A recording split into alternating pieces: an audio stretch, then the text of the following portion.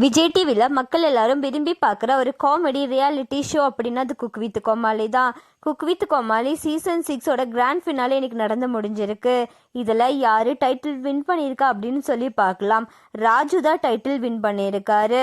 First runner அப்பா ஷபானா வந்திருக்காங்க. Title win பண்ண ராஜுக்கு 5 லட்ச ரூபாய் கேஷ் ப்ரைஸ் கொடுத்துருக்காங்க. அண்ட் அது மட்டும் இல்லாமல் ஃபர்ஸ்ட் ரன்னர் அப் ஷபானாக்கு 2 லட்ச ரூபாய் கொடுத்துருக்காங்க.